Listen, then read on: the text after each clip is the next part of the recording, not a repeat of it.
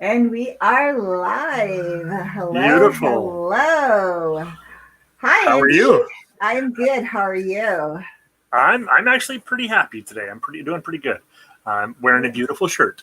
Yes, you are. We were just reminiscing about colors just before we got on here. As you can see, I am also wearing a shade of blue, which this was not planned. No, Like our conversations are not planned, our wardrobe was not planned. But tonight, that's right. somehow, we are matching. Hi, guys. That's right. I'm Leslie Godette. I am a mindset and emotional awareness coach for women. I help my clients around emotional triggers and so help them learn about them so they can make better decisions around those trigger moments, learning about their beliefs and where all of that started so that they can have a better understanding that a lot of the stuff that we deal with today is stuff that we haven't dealt with from the past. And that is me in a nutshell. Beautiful. Yeah, hi everybody. I'll say that first. I'm Andy Lidstone, unconditional coach or Coach Andy to many of my clients. Many of my guys, I call them. That's my I guess pet name for my clients. Although I have a lady now, so I don't know that I can use that consistently anymore. um, but my main clients are guys who have some version of control issues, whether they control other people and don't like it, or they feel no control, feel a lack of control in their own lives, or they feel someone or something else is controlling them, or some version of control issues.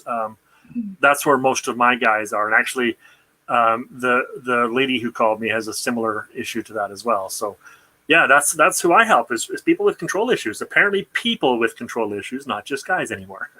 Yeah. And it's so funny how, and I love that you are branching out because I've been thinking about it too.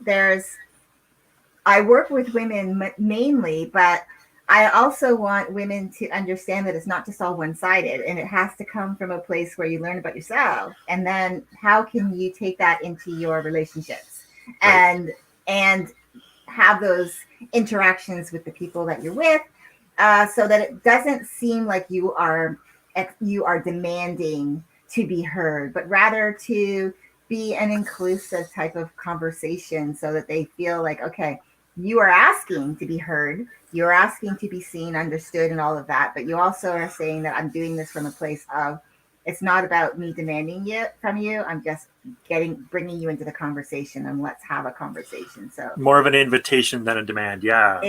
exactly. I wonder. That's So wonderful. yeah. So I want to let you start this off because this is like really a cool topic, and Yeah, let's get into yeah. it. Identities. Yes. So we're still in the cultural expectation series, and so let's start the conversation from the big picture. I mean, I'm sure we'll quickly narrow down into personal identities and things like that, as we often do. We Mhm. go all over the place in our conversation. So let's start from the big picture. Identities, um, cultural identities, or patriotic identities, like I'm an American, or I'm a Canadian, or I'm a Catholic, or I'm a, cultural identities, or I'm a black person, or I'm a white person, or I'm a, whatever the identity might be. I'm a redneck, I'm a whatever, I'm a nerd, those kind of things.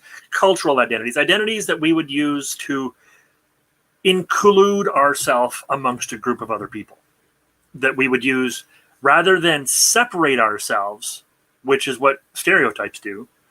Identities help us to include ourselves around a bunch of other people. And that's what we when we're trying to create identities, that's usually what we're trying to do. We're trying to find our tribe, basically, or find a group of people we fit in or have something in common with. Right now, you and I are part of the identity of headset wearers because we both are wearing headsets. Um, so let's start there. Big picture is like, for example, we're both Canadian, and you're also, from what you've said, you're also American. So dig into that a little bit, if you don't mind. Yeah, sure. And it's funny because I never really talked about my American identity for a large part of my life because I was raised mostly in Canada. I was Right, living in Canada up until my early 30s. right, And my identity was never, I never really thought about the identity as a Canadian. I was actually struggling with, and it's something that kind of, I guess, was became a pet peeve of mine. I struggled around the whole having to choose, meaning because my mom is white, my dad is black. I still was made to choose one or the other as far as how I identified myself, whether it was on an application for a credit card, whether it was on an application for an apartment or a house, or application to buy a car, or to do an online, to do the census for Canada. It was, I had to choose one or the other, and that was really hard for me. It was something I struggled with for many years because I was being told that I had to choose one of the two that I had to identify with. And I identified with both. And so it made it very difficult. And then on top of that, with the whole, like, my father's American and my mom is Canadian. I was born in the US, but again, quickly moved up to Canada. I was raised in Canada. But I was trying to figure out, like, what can I identify with as being a US citizen? And I haven't really I haven't come across like any real that I can actually say like a real identity around being a US citizen other than I was born in the US. I love the US, to live there when I am living in the US. So I guess that could be something could be said around that I do. I identify with being a US citizen. I identify with being a Canadian citizen. But when it comes to the values, the cultural things that we do, the one thing that's been interesting is how Canada has their holidays. I'll give you an example. With Thanksgiving is Columbus Day in the US. It's Thanksgiving here in Canada. The US celebrates Black Friday after their Thanksgiving later in November, whereas Canada celebrates that style of a Black Friday, but they call it Boxing Day. That's what I grew up with, those Canadian things. So identifying with one or the other has been a little bit more of just kind of moving depending on where I'm at. Like if I'm in Canada, then I'm doing the Canadian thing. If I'm in the US, then I'm doing the US thing. I think that has been the best for me because it's too hard to try to figure out, okay, like July 1st or July 4th, Canada Day, or is it Independence Day? Is it Memorial Day or is it Victoria Day? You know, like there's all these different holidays, and we're coming up on one here in Canada. So again, it's been an interesting thing for me as far as the whole identity around my heritage, like where I was born and how I grew up. Right, and that's actually the exact conversation I wanted to have. I wanted you to participate with this conversation because you do have, you know, dual identities in a couple of different areas, and you've been forced to choose at some points. And that's kind of what I wanted to say is you've chosen not to choose. You've chosen to embrace both. You've chosen to be both Black and white, to be both American and Canadian. And, you know, you don't see any problem with that. I mean, and I don't see any problem with you. So therefore, you know, what's the problem here? Right? Yeah. Why do we have to choose? Why does a person need to choose? And I thought that was significant that you know, our listeners, our viewers could see that there is such a thing as, you know, you can have multiple identities even in the same area. Like you can choose to be, you know, two different nationalities or multiple different nationalities. You can choose to be, you know, multiple different cultural identities, whichever identities you want. And as long as they are identities that you choose, that not identities that someone has put upon you. That's the key here, I think, is the choice. Whereas for myself, I'm born and raised in Canada. As a matter of fact, even amongst Canada, I'm very much a Western Canadian. Like we have that kind of separatist kind of point of view here in Western Canada. That we're like, we don't like the East, and we hate all the people over there, and they don't get us, and they don't understand, and we got to just go and do our own thing. And although I'm not necessarily a part of that, there is definitely a different kind of a cultural identity in Western Canada, as I believe there is East Coast U.S. versus West Coast U.S. Pacific versus Eastern has their own identities as well. So, even amongst the main cultural identities, you can still get specific down, and then of course you can get into what a New Yorker identity is like versus what a California identity is like versus what an LA identity is like versus what a Manhattan identity is like. You can get right down into neighborhoods and streets and families and clans and culture and all the things, right? We can go really big. Okay, this is what it's like to be a human being, or anything like that, or we can go really narrow down into the individuals. Yeah, and that's kind of where I wanted to start. Yeah. So, it's funny how you say that, because on the West Coast, like you brought that up, and I did experience it because I've lived on both coasts. I've lived on both coasts of Canada, and I've lived on both coasts of the U.S. And it's funny because there is this. It's kind of like a divide, but I think I believe part of it is, and I've heard this said, and this is because I worked in a law firm, that the East Coast firms controlled the West Coast and the decisions, and it just could be because Toronto is considered more of a leading, I don't know, a leading global city rather than Vancouver is. And so the decisions based on the firm, because the firm that I worked at was another like branch of the same firm over on the West Coast. And so it's just like, again, and then when you were talking about like being someone from Manhattan, it's the same thing. Like I'm a New Yorker, I'm a Jersey girl, I'm like you were saying, I'm sure there are people who say I'm from the Bronx, and they identify with the location that they're from. The same thing for people who are Boston, from Boston. And they have that, there's like that definitive, it's not a twang, but it's like this different kind of way of the way that they pronounce some of the words. And it's the same thing for Canada, right? Because in Canada, people have said, we have a specific way, and I think they talk about it maybe having a little bit of a British inflection on a couple of our words. So, and that's just because of the British influence for so long. Yeah. And so, it's interesting getting into this topic because, people do identify with the city they're from. They do identify with the area within the city. And then, of course, on top of that, their nationality, their background, maybe they identify, maybe it's to do with their gender, or cross-gender, or however that is, right? And it's interesting to get into this conversation for sure. Yeah, there's a lot to unpack here, and that's exactly true. For example, I was not raised with any kind of faith or religious background, other than my mom kind of loosely said, okay, well, yeah, God exists, and when you're old enough, you can choose how to acknowledge that. And now as I grow up, I chose to identify as Catholic, and I chose to become Catholic, and therefore within the Christian community, I'm Catholic, which is another interesting identity, because a lot of Christians call Catholics not Christian, or they don't understand Catholics as the same as them.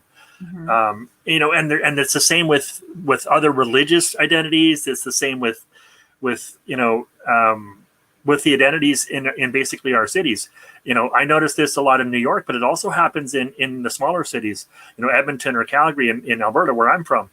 There are, it's definitely a personality to say I'm from Northeast Calgary is a completely different person than somebody who's from Southeast Calgary or from Northwest Calgary. Like they're different people, right down into the neighborhoods. And it's significant because people, it's almost like they have this home base that we want to attach to, that we want to be a part of.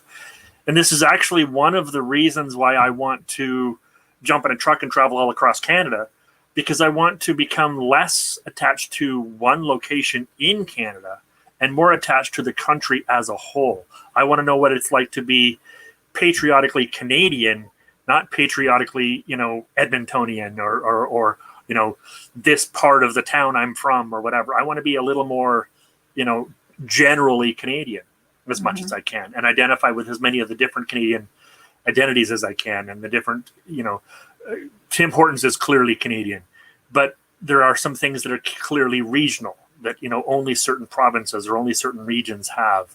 And I want to participate in those things and partake in those things too. So there is some identity that we can choose. And quite honestly, most of the time we don't even know we've chosen an identity.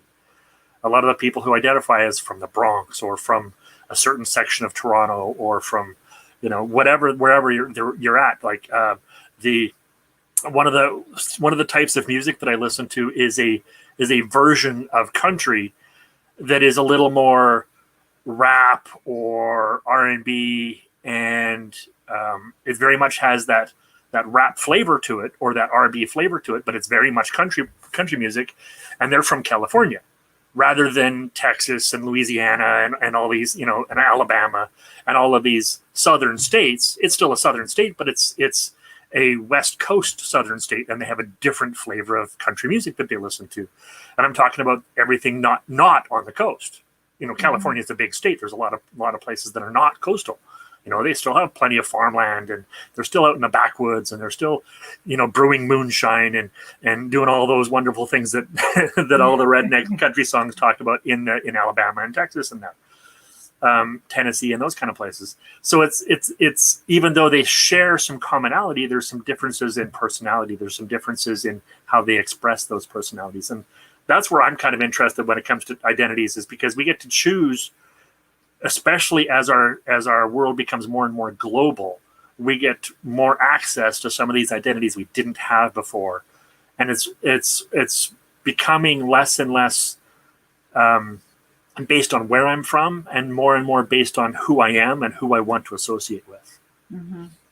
Yeah, and I think that a lot of that too was expectation driven. Like the previous styling of identities was, you're expected to be a specific way if you're from this town or from that part of the country, or if you're this gender, or if you're that color or that background. And now, and just actually speaking of that, made me think about, like my nephew. One of the things that he was telling me one day, and I wasn't sure how to understand it, because I'm a different generation. I'm an older generation, but the younger generation is bringing in things that may have been around that I just never knew about. But one of the things he talked about was, I asked him about his relationship, because I know he had a girlfriend before, and they had broken up, and he was talking about this person, and I said, "Oh, who's that?" And he goes, "That's my partner." And so I was wondering, like, what is this is like a new thing for me. I think it's been around a little bit, but it's new for me to hear the younger generation referring to each other as partners, because just from what I've heard, from when I grew up, partner meant same sex when someone used the word partner.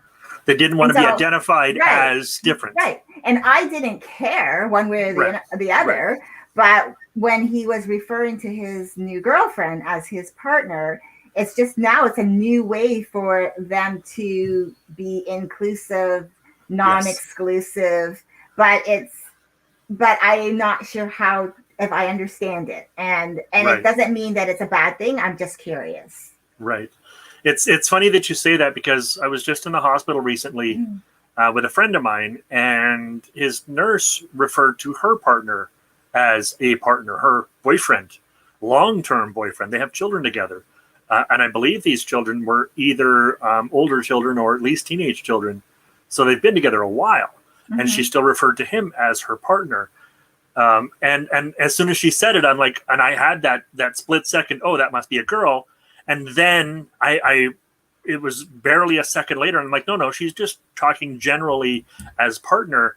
And the thought kind of processed in my brain over the course of 2 or 3 seconds, because of course our brain does that fast. Yeah. It processed like, okay, well, this is obviously somebody who wants to be inclusive in her identification of self, so that people who want to identify differently can also be included. Mm-hmm. Because everybody who uses partner now, because there are so many, heterosexual relationships using that word, if somebody says partner now, it's less of a surety that we're talking about a same sex or different sex partner. And that is the point of using that word in the first place, is they don't want to be identified. So it's very much, and I actually do like that many heterosexual people are using the term partner, because that allows the homosexual people to be able to use that word and still stay anonymous, because it's not anonymous if only same-sex couples are using it. Mm-hmm. But if both sides are using it, now it actually can be anonymous. And quite honestly, it's also a way for all kinds of people to be a little more private. They don't want you to know if they're dating a guy or a girl.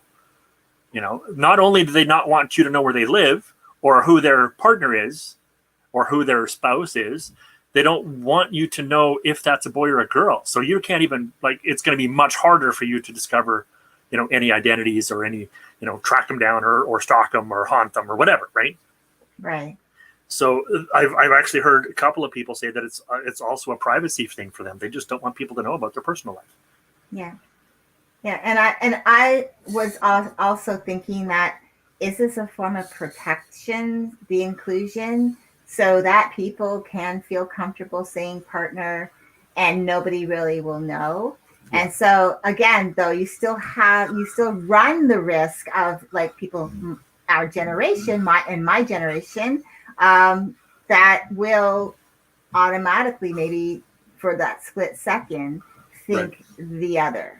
And so I think it's going to take a little bit of time, obviously, for it to still, you said it, this person has been using this term for a long time. It's not a term I've heard used until recently, but it's been around for a while. How long, and here's the question, how long does it take for identity, things like that, identities, to actually become part of the norm, like to become part of, like, culture, that it's just not a natural thing and nobody second guesses, nobody thinks like, oh, are you talking a girl or a boy? Like, how long does that take? Because honestly, I don't know if that, maybe it doesn't. Maybe it doesn't. It's just people just, because I don't know if, I think part of it is because I wonder how much people can evolve when there's so many voices on social media that they can listen to. So it's like, how do you evolve? Like, if there was no social media, and we were on a radio show, you and I, or on a television show that people tuned into, how I'm curious as to how people's opinions would actually be formed. Would they be more personalized, or would they still be peer driven, culturally driven, that's forming these identities, these perceptions of identities? My observations, first of all, I got a generalized observation, then I got a very, very specific example I want to share. Mm-hmm. My generalized observations is when we did have just TV and radio and social media didn't exist yet, we all still did choose our identities. We just had a much smaller selection to choose from, right? We would choose whether or not we watched this TV show on prime time or that TV show on prime time, and there was generally 2 or 3 good shows to choose from, and we would choose our identities based on that. So whether I was watching the crime show or the comedy show, okay, well, I'm a funny person or I'm a serious person, right? So our identities would be a little more limited as to which ones we could choose. We still did personalize. And mm-hmm. sometimes we even personalized within the same house. Sometimes, parents would compromise and one parent would get the show they want to watch at this time, and then the other parent would get the show that they want to watch at that time, or sometimes the kids even got a choice. So sometimes there would be compromise and we would kind of go back and forth between our identities, but there was still a limited amount of choice. And because of the concept of cable packages and having money giving you more access to more different shows, generally people who had less money had a much smaller limit to the identities they could choose, right? Because they couldn't afford as much TV, or they couldn't afford as much access to media. Whereas with social media, because the identity of it is free, now a lot of people who didn't have very much access to identities before, now are finding they're almost overwhelmed with too many options. Mm-hmm. And as far as how long does it take for identity to change, I have a real world specific example of that. I don't know the exact year or even precisely the decade, but I believe it was somewhere in the 50s, perhaps even as early as the 40s, that the Catholic Church had a major revamping of their values. They called it Vatican II, where they completely changed how they do Mass, how they do the church, how they promote the values of the church to the people. They completely revamped what values they wanted to promote to the people and how to teach them. And so the leaders of the church, way back, 60, 70 years ago, 80 years ago, have changed the values that they wanted the church to teach. And I heard this actually described by a couple of different priests, then they had to wait for the priests who taught the old way to die off, because people, especially people who grew up in a career and don't often change that career, priests don't usually change their career very often, they have a tough time changing values. So they had to wait for those who had been taught the old system to die off. And some of them were, as young as 30 or 40 years old. So that might take a few years for them to die off. So they might have made the decision in the 40s or 50s, and then it was probably the 80s and 90s and maybe even early 2000s before the church started actually effectively teaching something new, which is what they had decided a bunch of years earlier. The newer priests coming up would have been teaching the new methods, but who listens to the young priests, right? People listen to the older, more established priests. And so then now that the priests have, most of those old school priests have died off, the priests that are around now, even the older ones, are teaching the new system. And so now it's just a matter of waiting for some of the parishioners, some of the Catholics who were raised by those old priests and those other older values. Now it's for some of them to pass off different values to their children and grandchildren. So it's going to take generations, literally generations, hundreds of years, at least 100 or a couple of 100 years for those values to change. So, when you're talking core values like that, it takes a long time. When we're talking about gender identities, it has changed. We have accepted that, but there is still a significant portion of society who has some strong opinions on the subject, right? So those identities, they do change, and they do, and like you've said earlier, they do put some serious expectations upon us. And I think a lot of the overwhelm, anxiety, depression, a lot of the mental health issues that we have come from trying to break out of identities we never wanted and didn't know we could break out of. And now with social media, we've had it for 10 or 15 years now. Now that we've had social media for a long enough time, enough of us are realizing, wait a minute, I don't got to do this anymore. I don't got to be this guy that everybody told me I was, or this girl that everybody told me I was. And that's why I think a lot of the younger generation, and even a significant portion of the older generations, are changing identities. I know a guy who decided to become a lady at 53 because it wasn't acceptable before now, right? And he'd wanted to since he was a little lad. He'd wanted to become a girl. It just wasn't acceptable. People had done it, but it wasn't at all in the mainstream media, whereas it is now. Right. So how long does it take? That's a very good question. And I don't think I have enough degrees to give you an answer. Well, and it's so funny. Actually, so I've been teaching in my ladies group this week about letting go of being perfect. And I talked about perfectionism. And one of the things, and this goes back to early 19th century, there was a guy by the name of Charles Grandison Finney who was a revivalist. And he talked about, he actually promoted perfectionism. And so this is something that has been growing since the early 19th century. And I'm thinking that this is clearly tied to identities, because when you're seeking to be perfect, one of the reason, he was a very religious man, and a lot of the perfectionism was based around being perfect in the eyes of God. Yep. And so being more like God. So stop doing this so you can be considered perfect. Stop doing that and you can be considered perfect, living a perfect life.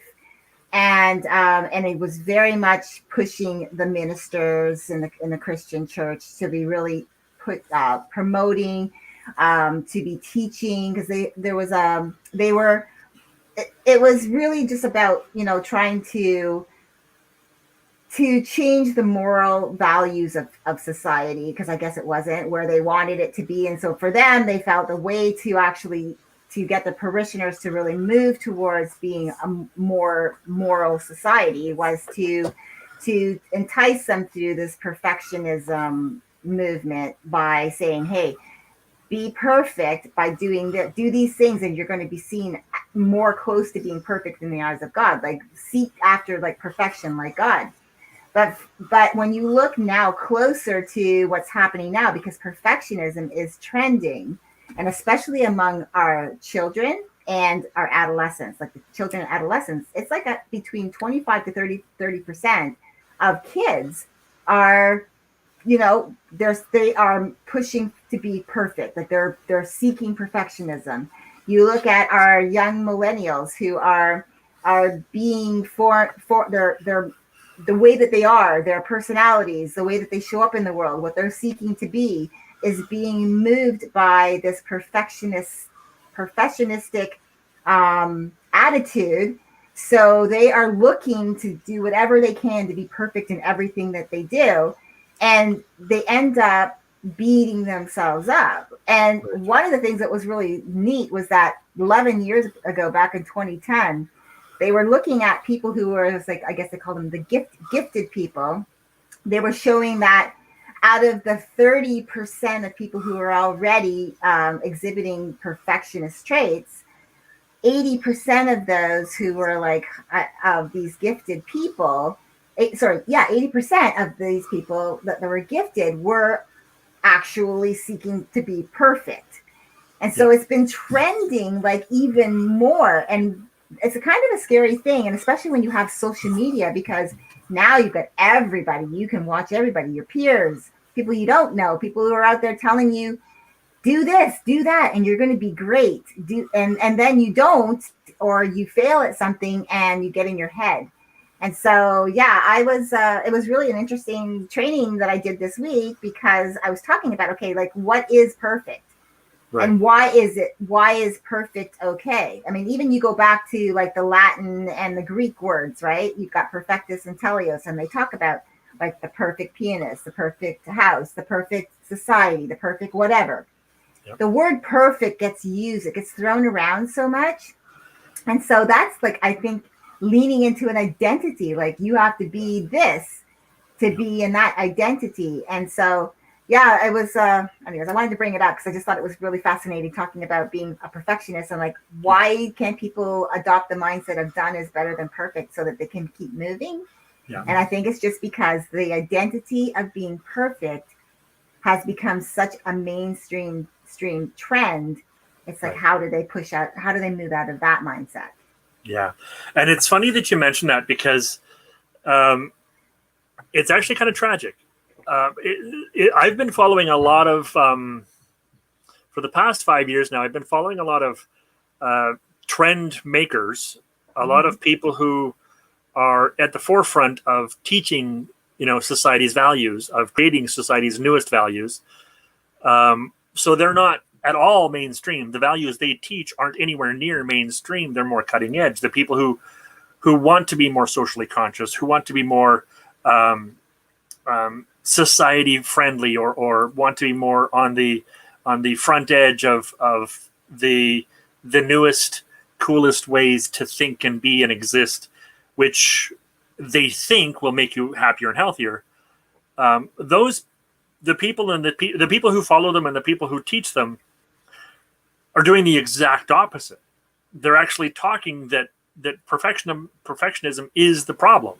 It's the cause of a lot of our depression and anxiety, and so it is interesting that you brought up the idea that perfectionism is the mainstream now, because I think that's exactly what these thought leaders are addressing, and they've been again addressing it for a number of years now, 10 or 15 years now. So that is exactly the case. Is perfectionism is the problem, and I'm going to ask you, when you follow somebody, why do you follow them? When I follow somebody who's intentionally, not intentionally making mistakes, but intentionally including their fallibilities, intentionally including their imperfections, including their characteristics, all of their characteristics. Maybe not all literally, but all as in they're not editing out the bad stuff. They might, when I edit my podcast, I edit out 20 or 30% of the uhs that I say, and usually only because there's a big gap and then an and then another big gap. So I'll edit out the in the middle and leave some gap. But I don't edit out, it's 10, 20 or 30%. So I leave the vast majority of them in there because I don't want people to think that I just talk perfectly, because I don't. I think and I slurp and I breathe and I do all kinds of funny noises when I'm talking. And I want that to be in my podcast so people can say, oh, he's kind of brilliant and he still talks funny. So that's okay. And I don't do it on purpose, but I also don't edit it out on purpose. Yeah. Right. No, the biggest things that I do edit out is when I repeat a thought 3 or 4 times because I'm trying to figure out how to say it. And then I'll edit out the first 3 times that I said it so that I can actually say it the way I want it to.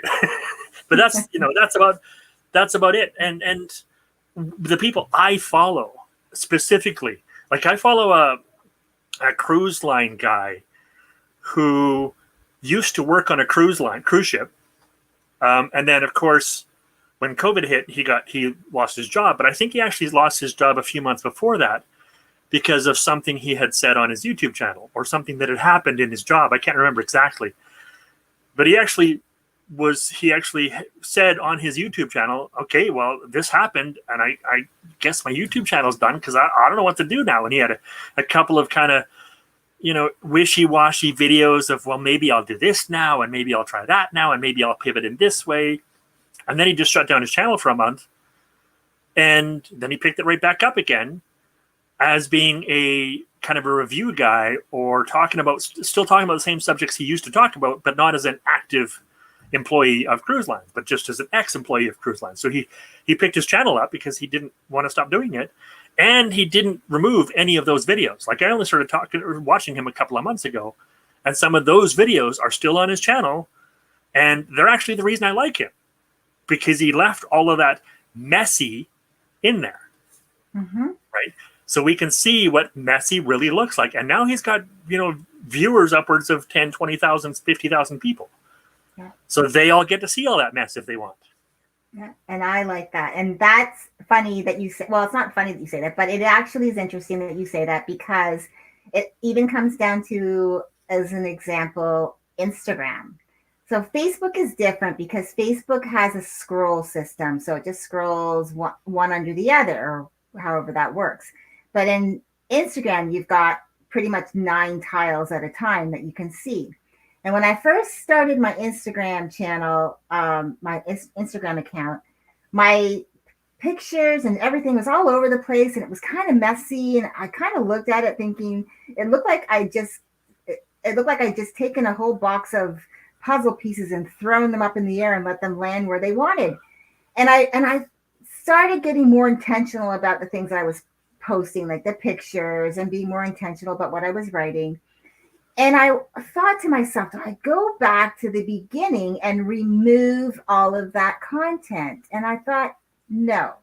And the reason why, and I even do this in my group with my ladies when I teach them, for me, it's, I want you to know that when I'm telling you something, I'm teaching you something, I've gone through these things, and I'll give you an example, and I am open about it because I feel that I want you to connect with me as a human being authentically. I don't want to be seen as somebody that is not accessible to talk to.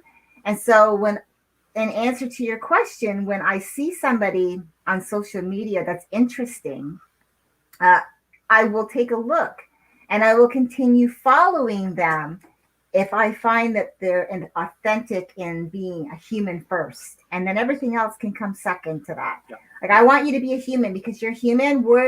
we're flawed, but it's not a bad thing. I own my flaws as, just parts of me, things that I've learned about my life. Learning to and allowing myself to be perfectly imperfect, and that is okay. I don't want to be this person that only shows up as being, like you said, editing it out so it's a perfect video. Like, we could pre-record these and then edit the heck out of them and then Good. release them. And end up with a And 10-minute video. and yeah, but that's not who we are. We are being us. We're talking candidly and letting people inside our world, and just this is who we are. And that's what I like. So when you ask me how do I determine who I follow, I guess that's part of my identity, is that I choose to follow people who aren't afraid to let you in behind the curtain, to see the realness of them, and not trying to always be everything's perfect life, because life isn't perfect, and we know that. Yeah, I agree.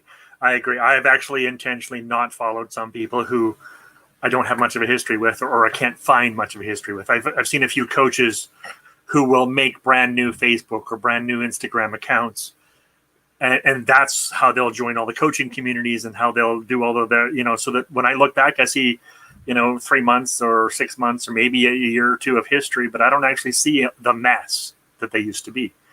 And I'll still connect with them person to person, but I won't have the same level of rapport that I could have by just scrolling through somebody's Facebook feed for a while and seeing, oh, there's your high school pictures you don't want anybody to see. There's when you were drunk and texted somebody that you didn't want to do. I want to see that stuff. Not because I care, but because I want to know you're real.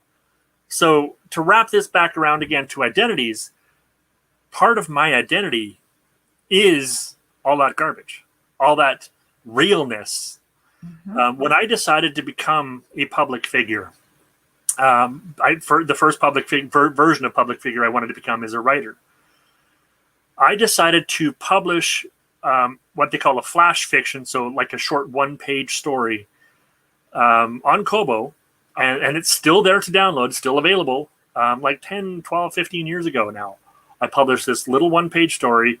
It's quite badly written, not very well edited, and really, really short. Like even free might cost too much, right? It's that short. But I published it because I wanted people to see that as I grow and become this big, rich, famous writer or coach or YouTuber or whatever I do, I document the journey from as close to the beginning as I can, because I want people to be able to go back to the beginning and see this is what he did before. Mm-hmm. And I also have this small suspicion that I won't become famous until I'm like dead for 100 years, and therefore I want to give it up.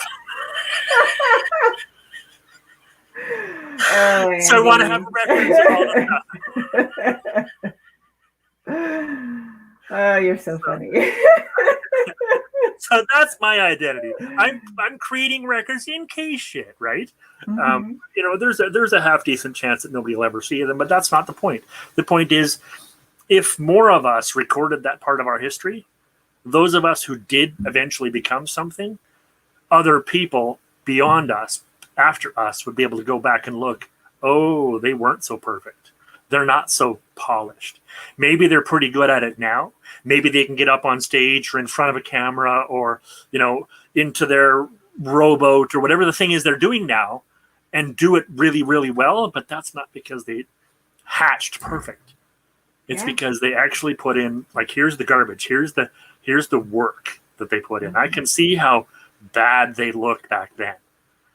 And I want people to see that about me, and I want to create a pattern, and I'm not the only one. There's a bunch of us. I think there's you and I and a bunch of other people who want to create a pattern of this is what it's like to actually get famous, to actually become, good at what you do, is by putting in the work. And if we just leave the work there, then people can see that that's what it takes, right? Yeah, because it's not just, I look at it as being able to inspire someone else, to show them that if you have a path that you want to follow, follow it. And and just see what's possible. And that's why when we talked about a couple of weeks ago, I did, I think, mention about how children at a young age are, are being asked to shape their identity around what they want to do with their life when they get older. But when it comes time to really making that decision is when they start getting swayed to doing something like, let's start talking reality type thing. And Right. I always feel like just because someone says to you that they want to be a rocket scientist, they want to be an astronaut, maybe they want to be an Air Force pilot, I think you should encourage your young people to say, okay, so what does that look like for you? What do Right. you think you need to do? Because why not allow them, help them to dream? Right. There And are not, rocket scientists, there are Air yeah. Force pilots, there are astronauts. So, And not you just in a know, not just in a realistic, practical term, as in, yeah, well, how many grades do you think you have to get in school to be able to do that? No, no, not just that, because there's more to it than that. If you yeah, want to be a rocket scientist, what do rocket scientists play with? yeah, What do they play with when they're kids? Oh, they play with, these kind of mud pies instead of those kind of mud pies, or they go and play in the sandbox this way instead of that way. Not just how good of grades do you got, because my parents would say that. Well, if you want to be that when you grow up, you need these kind of grades, and it didn't matter what I said I wanted to be. Well, you need these kind of grades. Well, then there's no purpose to doing it, because if I need grades to do everything, then it doesn't matter. But help those children create the identities that they're looking for by helping them do the things that those identities include, yeah. And that they are can not change their generic for mind. everybody. Yeah, Yeah, and let they them. can change their mind. Because for me, it's like, it's really about getting them thinking and dreaming and actually feeling inspired to do more, to be more, to live their life. And Be something. because, yeah, because when you look at, and I'm going to get a little geeky because I'm going to say I am a nerd and I don't care what anyone thinks. So when I'm you with think you. about watching Star Trek and Star Wars and all of those types of things, like Star Trek for me was like it was the bomb, okay? Me And too. when Yep. they were going to places unknown to anyone else, and they were going out there, and it's like, can you imagine like that? I always thought to myself, that's going to happen one day. I might not be alive, but it's going to happen one day. Yep. And so for me, it's like, if you've got a young child who's saying, I want to do that, then say, okay, let's have a conversation. Don't shut it down. And to me, it's like, don't tell your child that they can identify with this as their dream when they're 5 or 10. And then at 15, you tell them that's no longer for them. In other words, I only believed you up until 10 years old, but now that you're 15, I don't really believe in you and that you could do that. To me, that's what that's really conveying. And I would rather say, you know what? You still want to be a rocket scientist? Okay, let's look at it. What does that mean? Okay, let's talk about what that looks like. Right. Let's see. I mean, I that's just my opinion, but I really feel like if, especially because there's so much technology. Look at what happened with Virgin Airlines. Didn't they just go up into space? Yep. Like, Yep. right? Yep. Like, okay, so Yep. what did he dream when he was a kid? What did he tell his parents, right, that he Yep. wanted to be? Yep. Elon Musk with his line of cars and what he's trying to do for for the world when it comes to energy and that. You look at all these different people that are doing different things. What did they dream of? How did their parents encourage them, or did they, or was it someone else? It's just, I don't want us to say that your identity has to be in a box. Correct. If you decide that you want to identify with something else tomorrow, then it should be your right and you should be allowed to do that, and that's it. Like, no one should be telling you, okay, like, you're from Jersey, so this is what you do. No one should tell you, like, if you're a New Yorker, this is where you should live. No one should tell you that if you're a Canadian, that you can't adopt, like, say, for example, Andy, you love the whole Black Friday thing, and you say from now on the last Friday after the Friday after Thanksgiving that they celebrate in the States, I'm doing that too. Like, who cares? It should be your decision on where you fit in and how you want to fit in, not Right. where someone else or other cultures or how culture is telling you. That's what I think is happening, not just with life itself, like, but I think with religion, with politics, with everything. Like everyone's trying to make everyone in that particular area to fit into a box. Like they're telling you have to fit here. You can't be one and the other. You have to be one or the other. They're telling you, like, I am Canadian and I'm American. I am black and I am white. I will always identify that way because it's how I choose. So, if someone tells me I have to choose one or the other, that's their problem. That's not mine. That's right. Yeah, and I completely agree with that, because it comes again around to cultural expectations, to wrap it around again to the big subject. It comes down to, we're expecting people to act a certain way. And what I think is happening on a society level, on a social level, is people are wanting more choice in their identities. They want more choice and control over their expectations. They don't want to be told so much what they do, and they want freedom to change those as often as they change their underwear. And hopefully they change that, but that's just a different story. But that's, they want to be able to change their identities, and they want to be able to change their values. People want to evolve. People want the option to stick into a box or change boxes or have no box at all. That people don't want to be, okay, you're going to stick yourself in this box when you're 5. I'll let you live there till you're 10. And when you're 15, I'm going to pull you out and stick you in another box. And that's the box you got to live in. Let them live in whatever box they want to live in. And I think more and more people, as like you said, social media allows us to choose new values and choose new identities. I think people are liking the idea of trying on an identity for a while and then going to a different one and try that one on for a while. And then maybe I'll try this one on for a while. And we will eventually find our tribe, the people we live with, the people we fit with. Mm-hmm. And I think that's what people are looking for. They want to find a place where they feel like they belong. And the global economy, the global community that's emerging is allowing us to do more and more of that. The expectations are evolving, the identities are evolving, the way we want to choose identities are evolving. And I think there's a good section of society who still, grew up on 2-channel TV and believes they've only got one or two identities to choose from, and therefore they're still sticking people into those 2 or 3 options that they know about. When quite honestly, a lot of the world wants, hundreds of options. I don't want to be, red or blue or left or right. I want to be gray, and somewhere kind of half in between. I want to be purple.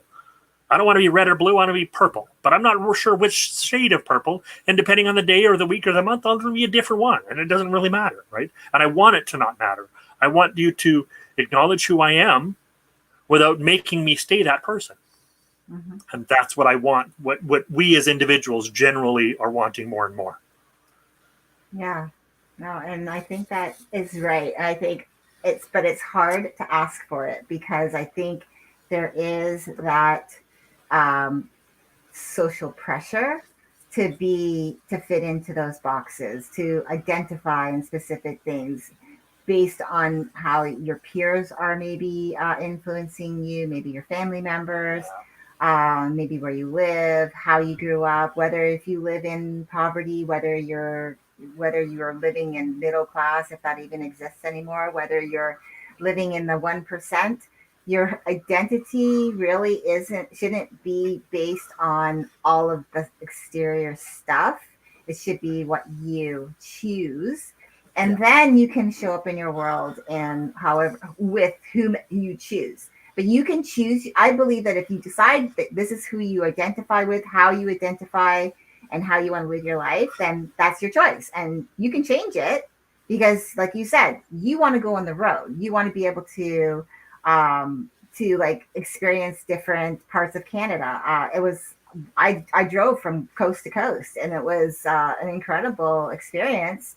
And I think that's why I think me and my husband now adopting this new lifestyle where It's not like we're set, like we're not living in Canada all the time. We go and we live different places and we're enjoying our life. And we don't have to just stay in this little box that people are saying, like, oh, you should, this is where you are, and you should have, like, you when you got married should have had kids and settled down and did this, and that's the way that society decided that box to be. And it's like, no, we decided this is how we wanted to live our life. And so it was the identity that we chose. We were talking about being parents, and then we realized, nope, parenthood is not in store for us just because we like our lifestyle. That was an identity choice. That was a lifestyle choice. And so now it's just allowing people to choose. And I think when there's that pressure that you have to, and I think a lot of that is generationally driven, and maybe even culturally, like within their own culture. When if you're this, you have to be that. If you have to marry this person, you have to do this. You have to be a doctor. You have to be a lawyer. I mean, there are so many different generational and cultural things that are passed down that are shaping people's identities because they're being told that that's how it has to be. But we are coming up to the hour, so I'm going to let you close us out there, Andy. Well, as always, these are wonderful conversations. I could talk about this for another hour and a half yet, and I'm sure you could probably do so too. I love these conversations. This identity one, I think we both knew was going to be a powerful one, and it has been. We've said a lot of great things that I think are important in this particular video. So thank you everybody for listening. Thank you for tuning in, and of course, if you like what you're seeing on any of our videos, please like us and subscribe to the channel, and if you want to know what we're doing, then hit the little bell button, because that'll tell you when we're doing more things. So let us know and leave comments. You can contact us if you need to, if you'd like to. Leave comments on the videos. We'd like to hear from you. That's about all I can say. Thank you for tuning in and paying attention. Wow. Are we going to close off this early? Because it's like we still have 3 minutes. We have like 3 minutes left. We're going to fill it. Wow. Wow. This has never happened before. What? We're closing down early? No, I think it's been a fabulous conversation. Again, you're right. We could, we probably could have broken down some of the stuff we've already talked about into even smaller segments and really gone deeper into them.